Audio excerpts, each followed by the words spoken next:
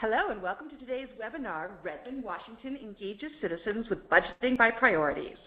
Our host today is Tom Robbins. Tom is joined by Melissa Files, Deputy Finance Director, Corey Smith, Application Services Manager, and Karen Conrad, Webmaster, all from the City of Redmond. This webinar is designed to be interactive and we encourage your questions. Just use the Send Question to Staff feature in GoToWebinar and we'll answer as soon as possible. So again, thank you for joining us today, and let's get started. Tom? Thank you, and I want to thank everyone for joining us today. We appreciate you taking the time. And what we generally like to do with these is follow kind of a discussion format. We have a set of questions that we'll ask them. So with that, let's go ahead and hop into our questions for this morning. So I think the first question is, let's talk about this idea of budgeting by priorities that you guys have. Could you actually tell us what that is and kind of why it's important? This is Melissa, and just to give you a little history of budgeting by priorities, and we call it budgeting by priorities, but there are government organizations that call it budgeting for outcomes or budgeting for results. But the reason why we do budgeting by priorities is for really three reasons. One is we wanted a more transparent process.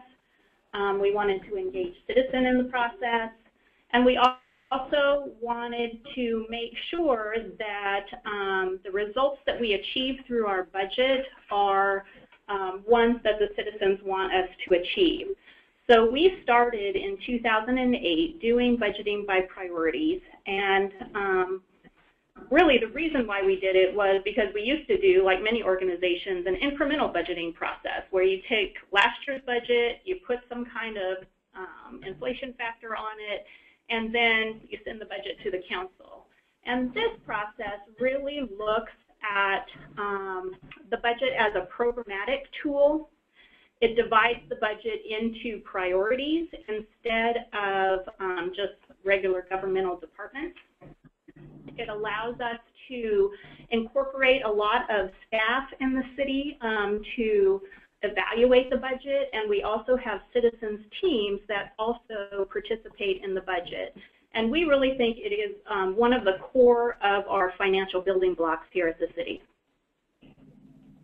I think that's great. We just actually got one question in. Could you talk a little bit about what you mean by the city's financial building blocks? Someone had asked if they could get a little bit more detail behind that.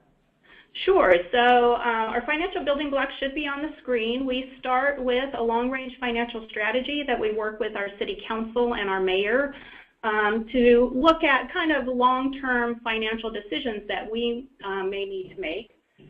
The second thing in our building blocks is what we call the price of government. And the price of government is a concept that really came from a book called The Price of Government by Hutchinson and Osborne. And it is essentially tells us what citizens are willing to pay for the government services that we provide.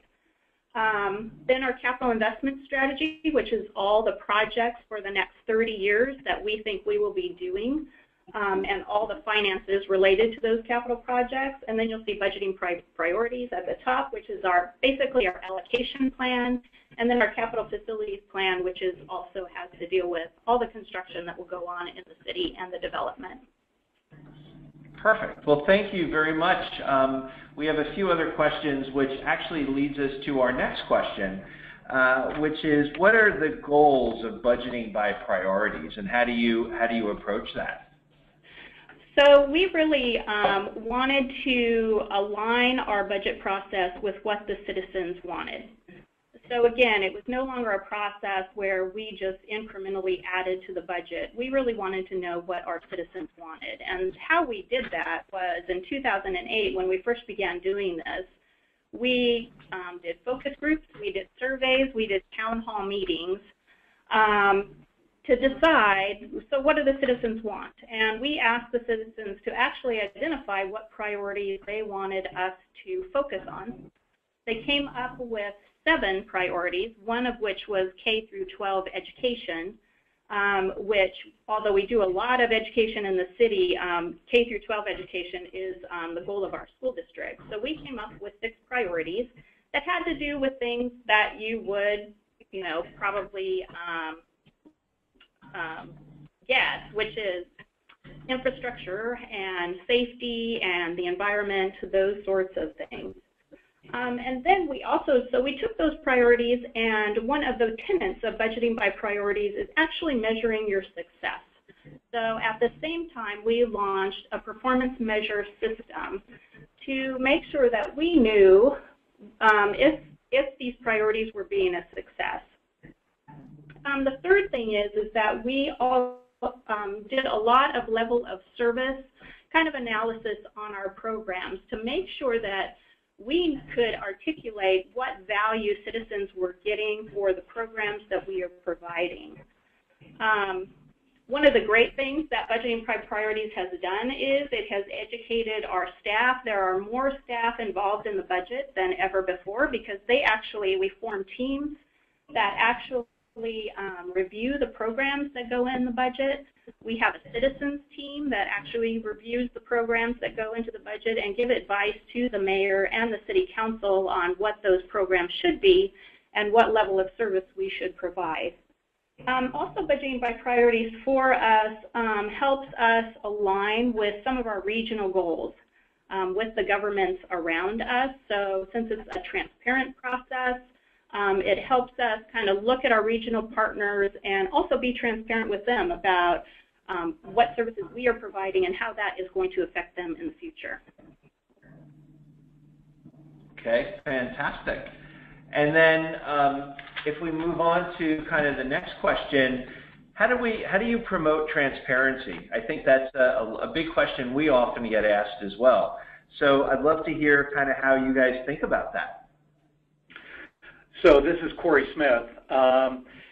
The openness and transparency is part of a larger issue of creating trust and civic engagement, which includes the budget process, but other things. We started with putting out our open data portal, data.redmond.gov, a few years ago. And one of the early first data sets we put out there was our financial transactions. That included our purchase card transactions as well as checks that are run on a regular basis. And so the open data portal became a very important part of that transparency. On another related topic, we have a crime stats interactive map that my team helped develop using our Esri tools that allowed people to analyze what was going on. That data actually isn't part of the open data portal. That was separate. As we got into more specifically to the budgeting process and we started to talk about that transparency, moving to the open budget app that Socrata offers was the next big step, and it was integrated as part of that to encourage people to go out, take a look at things, and be able to provide feedback. So those are the key ways that we do that. Okay, great. So a question just came in. How do you connect the budget by priorities, or do you actually, to transparency? Do you bring those two together, or, and how do you think about that? So the transparency is, I guess I would say it kind of goes both ways. The transparency tools are intended to encourage people's participation in the budget process at a level that makes sense, and that they can provide feedback in a way that is helpful to the process and doesn't overwhelm the citizens with detail that they don't need. I guess that would be Melissa. So what my answer to that question, this is Melissa, would be we have our open budget app, which we use after the budget is adopted, obviously. But this time when we were playing around, because our open budget app is fairly new for us, we put the preliminary budget out there so people could look at what the numbers said. It's incredibly important for us to make sure that people know, before the budget is actually adopted, know what's going in the budget. Now, they get all sorts of opportunities to tell us what they think should be in the budget, but once the preliminary budget goes to council, and council is actually looking at it, we hope that people will look at those preliminary numbers and come and speak to the council, because that's their chance to tell us where we are going right and where we are going wrong. So I think in that, that's how we kind of connect it to the budgeting by priorities process. We obviously use other things besides the open budget app. We put the budget out there. We use tools. We use community engagement efforts, which we're going to talk about a little bit later. So anything that we can collect that the community will tell us what exactly they want in the budget is always helpful to us. Great, and I think some of the other questions I've gotten are things like crime stats helping to drive some of that decision. Maybe thinking about, are you placing, I don't know, police assets in certain areas, and does that kind of help drive a lot of your priorities, or do you use that to drive your priorities? We do. The crime stats was very interesting because we were just having a conversation with a police chief just a couple weeks ago, because having those crime stats is so important to them, because right now, I don't know when they discovered this, but they discovered it quite a while ago, that most of the crime in Redmond is property crime. So we don't have many murders or kind of felony type crimes, but we do have property crime. And then they tried to drill down on some of the crime stat information to look at, well, exactly what property crime. And it ended up being car prowls. So of course, then they switched kind of their service to say, okay, well, we need to pay more attention to this. So that's, just an anecdotal, one of the ways that those crime stats are looked at. Okay, perfect. And then I did want to move on, so we have a few other questions that I think we'll pick up a little bit later. But I think the next question is, why do you seek citizen engagement? I guess, how do you think about getting more citizen engagement? So this is Melissa again, citizen engagement is really important to us. It's one of the toughest things when it comes to a budget process. For those of us who are budget geeks, we get all involved in the numbers, but for those who aren't, it can be really difficult to kind of engage people at a level where they feel like they can make informed decisions about what their government is doing for them. And, one of the citizen engagement is important because we're spending their dollars, essentially. So they should have a say in where those dollars go. And we should, in turn, provide some kind of tool where they can see the value of the dollars that we have spent. The second thing is knowing what's important to your community. I remember before we did budgeting by priorities, we would hold town hall meetings where 3 people would come. There was more staff there than there were actually citizens.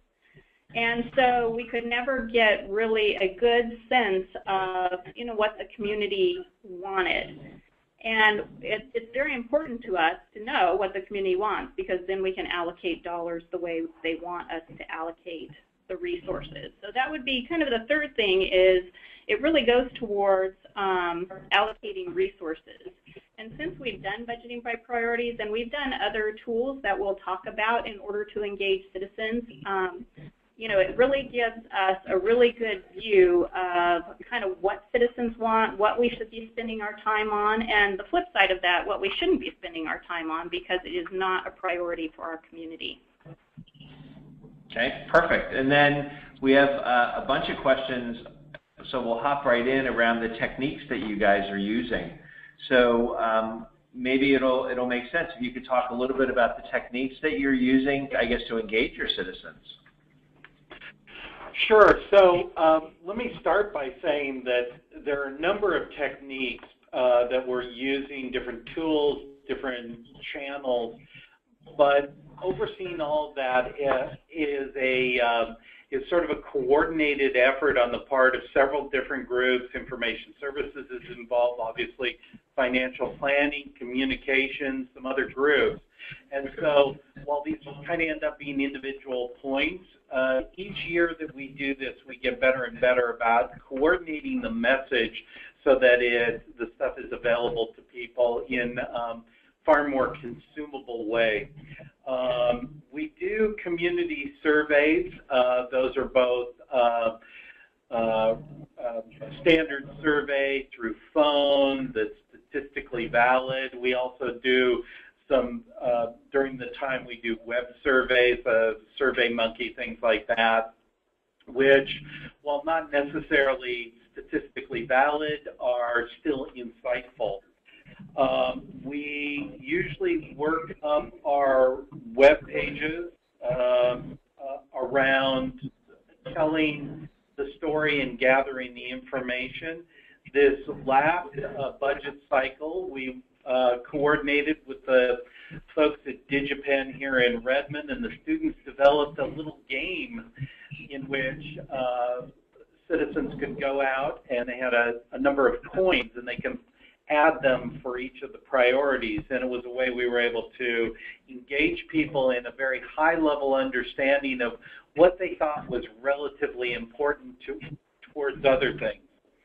We also use social media. Communications team puts up a lot of videos. If you check out our YouTube account, there's some great stuff, not only by staff here, but also city council members, Facebook posts, Twitter. Lesser used, but still out there, have been some idea generation tools, things like Idea Scale, where it gives citizens a greater opportunity to engage in a longer format. But I will say those tools require a longer time to build participation. And so it's not something you just jump into a couple of weeks before the budget. And then the other one that we used, which was, as Melissa mentioned, just this year for the first time, is the Socrata Open Budget app. And by putting our preliminary budget that was released to the council, citizens were able to click through it, visually see what was happening, and then provide feedback to council members as they started their deliberations and approval of the final budget. Okay. And then we've had a question come in around the idea of social media. Do you guys have any idea like which social media channels may work better? Have you, do you have any ideas or thoughts about better ways for people to engage using social media that you may know? So I think in terms of getting the information out, I'll step back and I'll speak as someone who, looking from the outside in. So what would a citizen look like? I happen to think that the use of our YouTube videos was extremely good. I thought it was very informative. They're not overwhelming. They're not wonky, and yet they get people to really understand. And I think that was definitely there. Right now, Twitter and Facebook, we're not really engaging in sort of an online discussion. The same would be with something like a mind mixer or idea scale. We've had some discussions. I don't know that that's really the role of staff necessarily.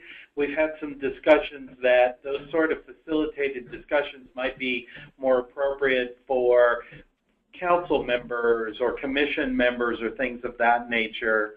I'm not quite sure how an in-depth discussion of the budget via Twitter would really go off. I can add. And this is Karen Conrad. I can add a little bit to that about the, Corey mentioned that we utilized the the videos. The video streaming really helped us explain to citizens in a more visual way some of the things that we were talking about, so that we offered up through the social media channels a little bit more of explanatory tidbits, so that when they did come to the forums, like some of the events that we put together and some of the online feedback tools, they were given a little bit of ammunition at all levels as to what they could then provide feedback on.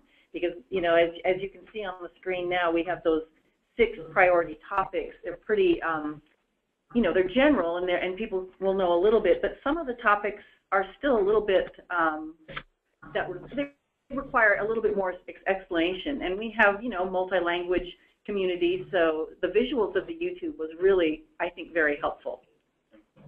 And what was interesting real quickly is that a lot of that came out of Second Life and back into First Life. We had booths set up at our big summer event called Derby Days, and we got a lot of real face-to-face feedback. People, we handed out little tablets that people could go online and look at it and participate in the budget game, but it was also there to really have a face-to-face conversation with people in financial planning, as well as people, as well as the council members. And so everything, even the online, came back into the real world. Okay, perfect. All right. So let's move on to our next question, which is really talking about this idea of measuring success and how you guys think about that for measuring success around engagement. Could you guys talk maybe a little bit around that, and how do you measure it? Sure. This is Melissa, and I'm going to talk a little bit more qualitatively, and then I think Karen will provide some more quantitative stuff. So I'm just going to go back to the budget game that Corey was talking about. The budget game was incredibly successful for us. It was called Your City, Your Choice, and essentially what we asked our citizens to do was just to spend their money in whatever priority they wanted to. And so they had 12 kind of tokens that they got to spend. And it was interesting, about 1,400 people participated, more than any community engagement effort around the budget that we have ever had. And we found out a couple things. You know, when we were looking at the results, we always know that safety is going to come out on top. People are concerned about, you know, their fire and police response and the transportation safety that we do. But what was interesting, of these 1,400 participants, actually people were more concerned about the environment. And that even was we got more responses for the environment than we did safety, which was a surprise to us because that had never happened before. But you know, this budget game where people don't want to come down to City Hall and engage with folks because they have busy lives and you know, they have other things to do besides come down to City Hall. This gave them an opportunity to, you know, just go on the web and play a budget game and to tell us their opinions. And the game also had with it the YouTube videos that Karen and Corey were talking about, so that if you wanted to really get an education on what the priorities were all about, you could watch those videos. And I also gauged the success of this budget game by the response from the mayor and the council. The council loved it. It was a simple tool that when they were actually talking to their constituents, they could actually have them play the game if they had their phone with them. So it was a simple tool for them to engage citizens as well.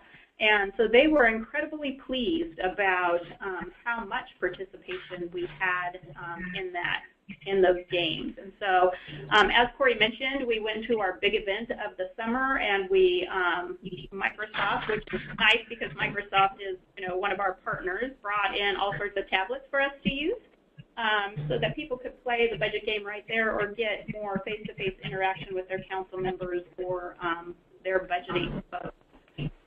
So that's just kind of a qualitative, anecdotal story, but I'll pass it over to Karen, and she can give you some analytics. Okay, and We loved that event. It was a lot of fun, but it really wasn't the only time that we got a big block of people in attendance. As we've been alluding to so far, it was available online, and we did try to keep it simple so that we wouldn't be taking a lot of time for people, and we would get as much engagement as possible. So all we asked of them was to let us know if they were from Redmond zip code or not. And we consistently got at least responding that they were. So we had the high 90% of feedback that came from people that were from our area. But we were okay if we had gotten people from elsewhere too. I mean, they have a budget in their area too. But it was mostly local. And it was just a few of those questions like Melissa alluded to, but we monitored the results on a very, well, I monitor daily, and if we got a lot of information that was, that might be interesting, then I would pass that out to the stakeholders and interested parties here at the city so that they could convey it out, and then I would also post it on the web, and we all drove people to that so that if you were providing feedback, that you were seeing it in, fairly a quick turnaround on the website for what was taking place during the entire process. And I think the full time frame was probably 2 to 3 months that we had it available.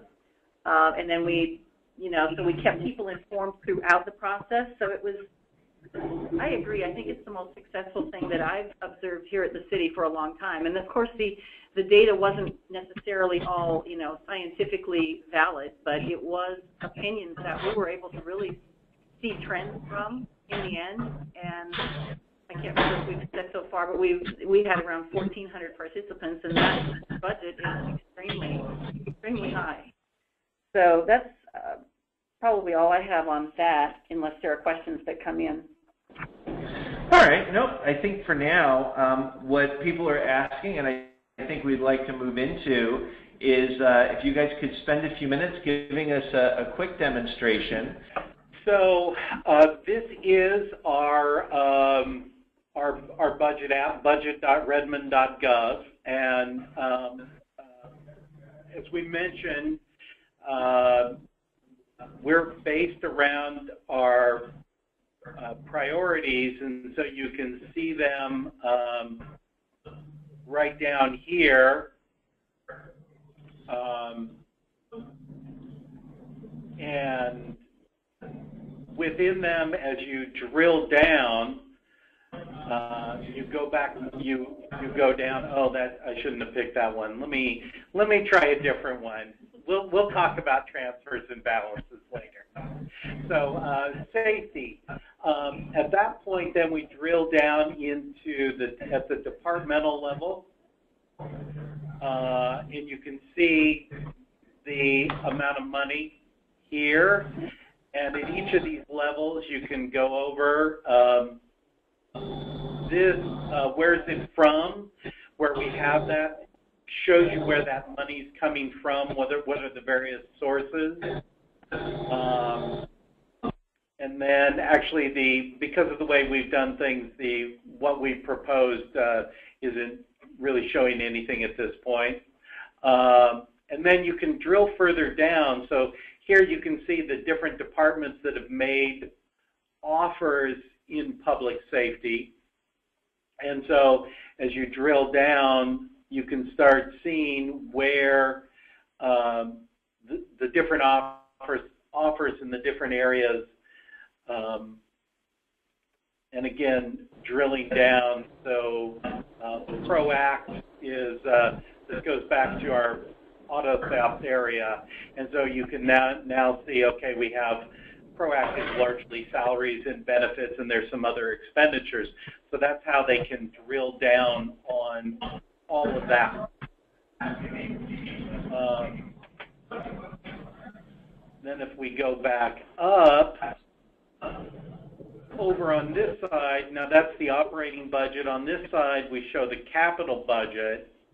And you don't see all of the priorities because not all the priorities have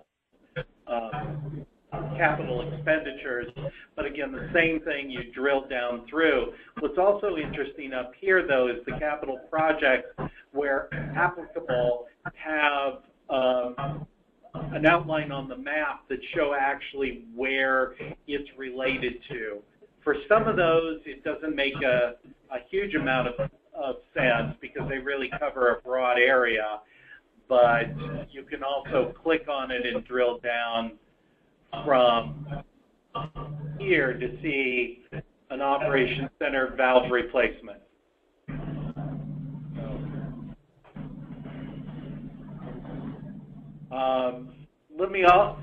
We also had to do a few things when we developed our application here in terms of some additional information. We do a biennial budget, which is truly a 2-year budget. It's not 2 one-year budgets done at the same time. And so we had a little difficulty with the displays, with some labeling, but we worked through it with the Socrata people so that we could get the data up there and displayed, and it made sense. And then we also give a link back to our full site so that people can understand, they can see the videos and any of the other information.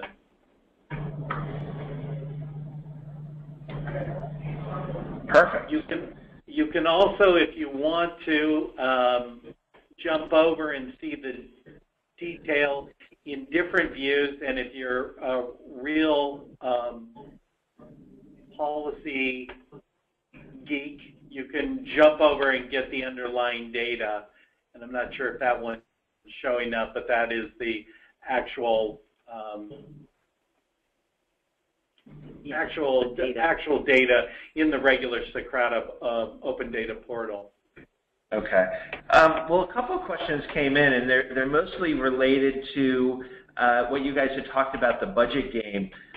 Could you, and I've had a bunch of people ask, could you talk a little bit around it, kind of how you developed it, and, you know, how you actually sourced it? And then I think people are kind of interested in the idea of how you use that to get insight. So I'll start. This is Melissa. So how we developed it, we approached DigiPen, which is which they are DigiPen Institute of Technology, and they are located here in Redmond. They're an offshoot of Nintendo.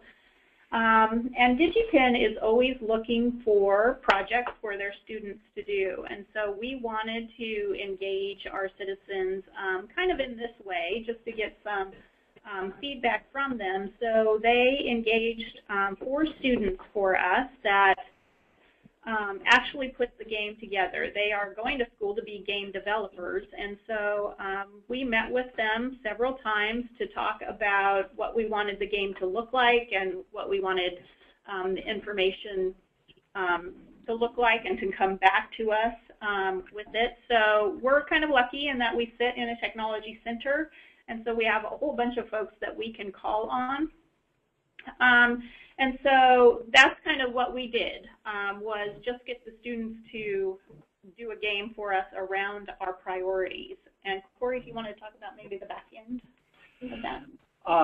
Well, yeah, we deployed that into as a cloud app in the Azure cloud, and regularly we would download that information for analysis using Excel, and just get the information out there. And then Karen was good to publish the data out to our website so that people had an ongoing update, yeah, on the results. So and it was a very simple. We all kind of wink when we say game. This is not a first-person shooter. This is just sort of clicking on things and saying, I'd like my tokens to go here or there. But it was great. It was responsive design, so that it worked on a phone, it worked on a tablet, it worked on a computer, and those were the key things. Okay. I've never seen a first-person shooter budget game, but I would love to. You should see it when the police don't get their full allocation. So I want to thank you guys. We're at the end of our time, and I think we've answered all of the questions that we've received. But I did want to thank you on behalf of Socrata for the great presentation you did today and the great opportunity. We had some great audience questions, as we always do, and we appreciate you spending the time.